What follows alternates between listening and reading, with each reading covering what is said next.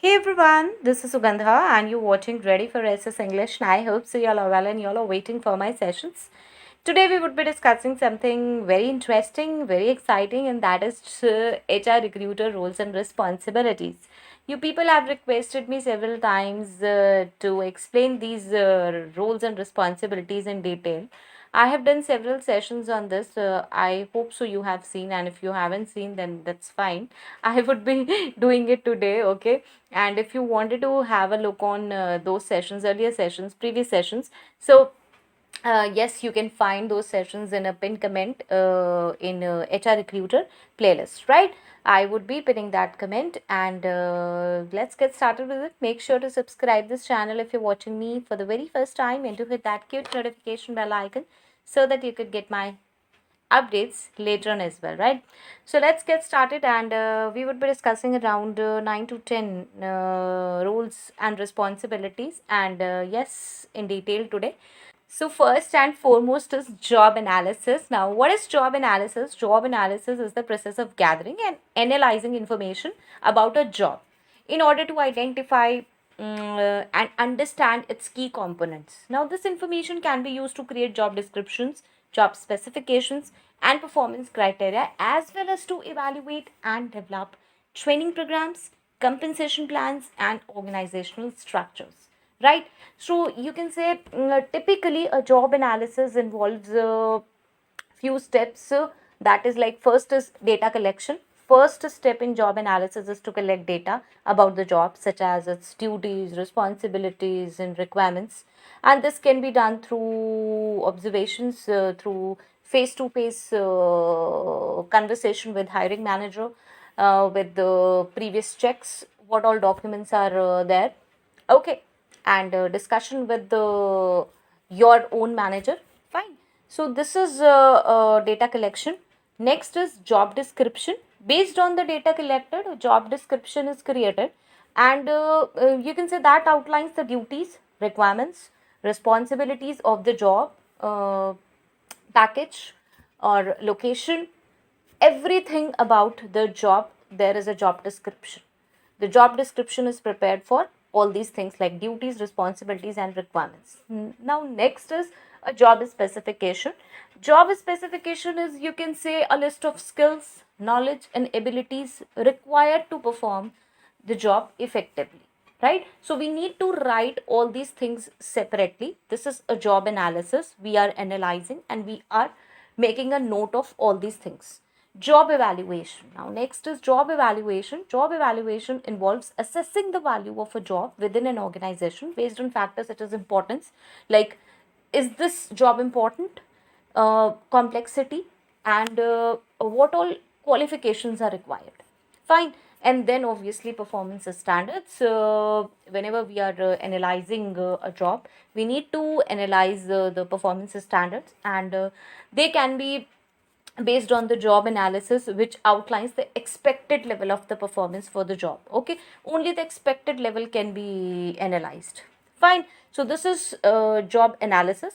Next is sourcing the candidates. Now, what is sourcing? We all we have discussed several times separately, and there's a separate session also, but let's summarize over here. Sourcing candidates involves identifying and reaching out to potential job candidates who may be good fit for our organization. They should be potential job candidates. They could be active job seekers, they could be passive job seekers. Obviously the strategy is different for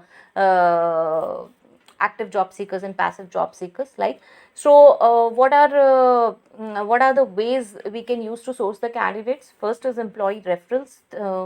This is like encouraging employees to refer friends and known ones who are who may be good fit for open positions. Then is job portals like job boards, LinkedIn, Indeed, Times, Jobs, Naukri.com, Glassdoor. There are several, means you can say 10, 15, 20 job portals. You can explore, you can research, and then yes, we can use it. Social media, again, we can include LinkedIn over here or in the job portal, right? As a job portal also we can use it, and as a social media networking we can also use LinkedIn, right? So LinkedIn, Twitter, Facebook to post job openings and reach out to potential candidates. Even we can use WhatsApp, Instagram, right? Next is networking. We can conduct events, conferences, meetups to network the professionals in your field who may be interested in your job openings, especially in case of senior professionals. We can do this. And then career fairs, we can do career fairs. Direct sourcing, like we can use professional databases such as LinkedIn Recruiter to search for potential candidates based on specific skills, qualifications, and experience, whatever criteria is. Then is referral networks. This is also very common. That is, we can join professional associations or industry specific groups to tap into the referral network. Now, how we can do this referral networking? We can do this having by following several pages on the LinkedIn, professional pages obviously on the LinkedIn, and we can follow them, we can view their articles, we can like them, we can comment them, and we can we can post comments on their pages, on their articles actually, if we like, or if we want to post our views on it. This is how networking is created. Then obviously people will like, people will know us, people will start following us also. We would be posting few things, we would be liking few things, right? So this way we can do networking. Then we can send after some time we can send a hi, hello, or professional message to any follower or to someone we are following, right? And that could be obviously professional. See, okay. And eighth, we can't skip, that is recruitment agencies. Now we can work with recruitment agencies. We can have tie-up with staffing agencies who specialize in our industry professionals. Means they provide suitable candidates, qualified candidates for our industry only. Okay, so we can do sourcing in this way. Now next is again screening candidates. Now screening, how to screen candidates, what is screening actually? First of all, we must discuss. First of all, we should know what is screening. So screening candidates is an important process in the recruitment, and as it helps us HR recruiters to identify the most suitable candidates for the job. So how we do screening? First of all, we review resumes. Now start by reviewing the candidate's resume and cover letter to ensure that they meet the minimum requirements for the job. This is the first and the foremost thing. If they are not meeting the minimum requirements, then no point of wasting the time, no point in doing cold calling, or by checking that how they are responding or something like this, right? And obviously look for relevant work experience, education, and skills. Now then is conduct a phone screening. That is, you can do a cold calling, conduct a brief phone interview to assess the candidate's communication skills, job expectations, and availability. Review social media profiles, like review the candidate's social media profiles such as LinkedIn, Twitter, to get sense of their professional network, interest, and online presence. Okay, this is very helpful so that we can know the person's social presence. And administer assessments such as skill test, whatever skill test, personality test, cognitive ability test we have taken to evaluate the candidate's technical skills and fit for the job. Now we can conduct in-person interviews, we can do it telephonic interviews, virtual interviews, and then face-to-face interviews, right? So schedule in-person interviews with the most promising candidates to evaluate their fit for the job, cultural fit, and overall qualifications. Now we can check references. Check the candidates' references to verify their employment history, skills, and work performance. Now what we can do, background checks. Now see, we are doing this in screening, so this is initial background checks, like we won't be uh, going into much deep, that we can do later on in the background verification. But yes, these are the basic things we must do at the time of screening also. Okay, so conduct background checks to ensure that the candidate meets your organizational hiring standards. Fine. Now, next is interviewing. This is also this is very important. We discussed in the screening part also, but yes, separately we should discuss this. That is, interviewing candidates is also a very crucial step in the recruitment process, and it allows HR recruiters to evaluate the candidates fit for the job and organization. So here are few steps we can follow, or for interviewing candidates effectively. Now, first is prepare for the interview. This is very important. I have discussed this in my other on my other channel, that is Ready to Get Update. If you're well versed in Hindi, then yes, you can have a look on those sessions. I have discussed all these sessions separately, and there I have uploaded one video in which several videos actually on how to conduct interviews effectively, right? So for that, in that also I have mentioned that preparation is very important. You can't do random interviews, especially face to face interviews. You can't do that. Okay, so preparation is necessary. So review the candidate's resume and cover letter, prepare a list of questions, and schedule a time and place for the interview. This is very important. Establish a rapport. Start the interview by introducing yourself and creating a welcoming environment. Use a small talk to help the candidates feel comfortable and relaxed. I have found in many cases, like HRs or recruiters or interviewers always say that no, we have to look strict, we can't smile, we can't do a casual conversation with the candidates, which is not correct. I myself have done several interviews, have taken several interviews actually, and I always want candidate to be in the most comfortable position so that I can get best out of them. I can get actually what they are. Because if I would be starting in a way which is you can say a very strict professional environment, I would be starting, so obviously there will be sugar coated answers, and I don't want that sugar coated answers, right? So first of all, it's important that candidate feel comfortable there and comfortable in front of you. Okay, so next is ask open ended questions, like asking open ended questions allow the candidate to provide detailed responses, right? Examples can be like can you tell me about a time when you faced a difficult challenge at work and how you overcome it? Okay, and how you overcame it. And you must be patient while listening to this. It should not be like if you have heard about the difficult challenge and then you move to the next question. No, you must wait for how you overcame it, because you asked complete question, because you have questioned them a proper question like what was the situation and how you overcame it. So you must wait for the answer as well. Okay, now you can ask behavioral questions. Use behavioral questions that ask the candidate to provide example of how they've handled specific situations. Now see, I have uploaded these behavioral questions on my other channel. If you want on this channel, please do let me know in the comment section, and then yes, I would be uploading here as well. Now listen actively.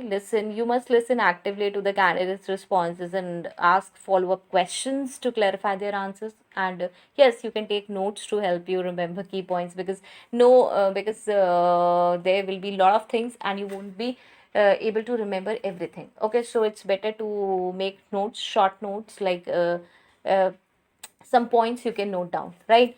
And yes, provide feedback to the candidate about their performance in the interview and ask any questions they may have about your job or organization. Fine. So this can means in this way we can interview the candidates, right? Next is we can say candidate evaluation and selection. I would be doing it fast because I think I have explained these sessions in detail. Okay, fine. So, what is a candidate evaluation and selection? Now, candidate evaluation and selection is a critical step. Every step is critical, you might be thinking, right? So, how we can do this? We can establish a criteria. Establish the criteria for the job, such as skills, qualifications, as we did while analyzing the job in the first step, in the first point. Now, review resumes and administer assessments, conduct in person interviews, check references, evaluate candidates, select the best candidate, notify the candidates, right? So, this is a complete process for evaluation.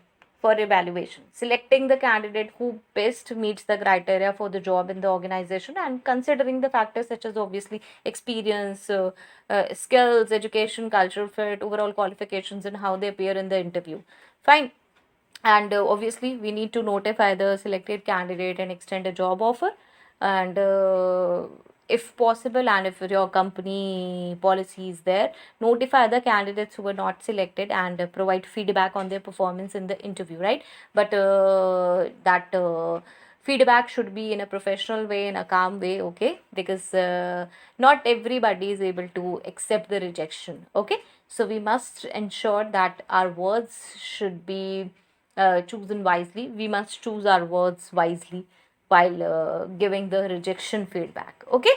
So next is offer negotiation. Now, how we can offer negotiation? Once you have selected the candidate, it could be that you need to negotiate the offer, okay.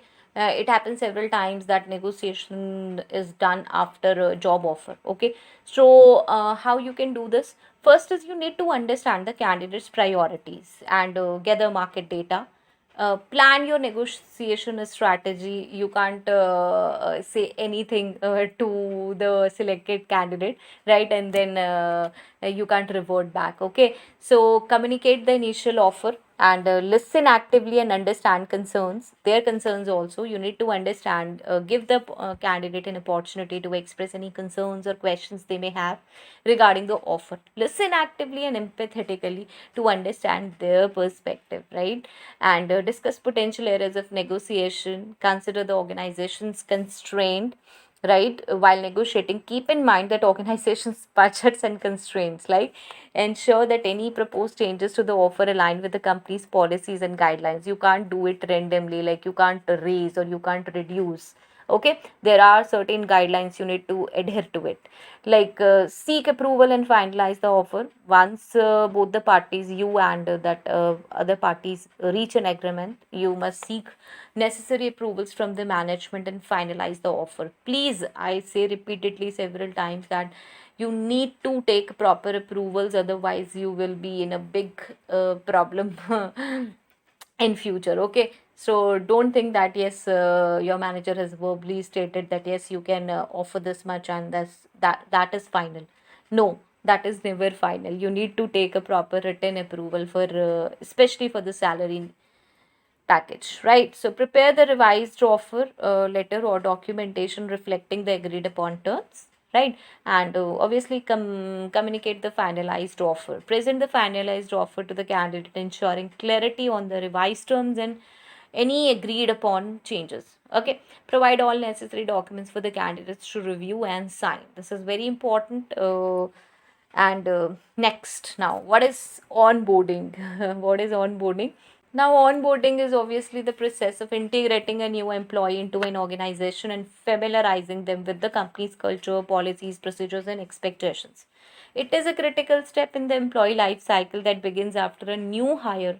Yes, new hire is accepted a job offer and continues until they are fully integrated into their new role and the organization. So this is a very important step. So you must ensure orientation. First of all, providing the new hire with an overview of the company's mission, vision, values, and history, as well as an introduction to their new team members, colleagues, and managers. Training, providing the new hire with the necessary trainings to perform their job effectively, such as product training, software training, compliance training, or any training. Setting expectations is very important. You must communicate the company's expectations for the new hire's performance, behavior, and conduct, as well as their job responsibilities and performance metrics in a professional manner. Yes, this is very important. Everything should be stated in a professional manner, otherwise that new hire would be feeling that what is this, like new expectations are there, and how people are dealing me, how HRs are dealing me, okay.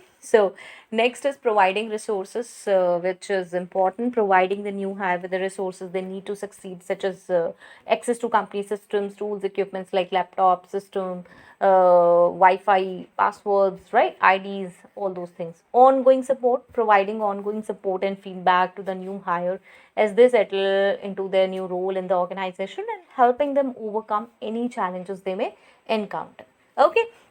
So this is also very important part of this. And now next is recruitment analytics. Now I have included this recruitment analytics. You might be thinking that this is not an HR profile, this is maybe a work of a data analytics, or you can say HR analytics, but no, not completely. Recruiters or HR recruiters need to perform these things.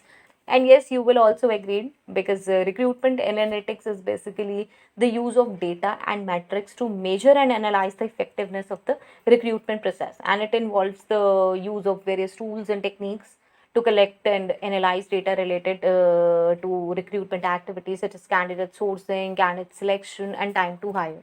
Right?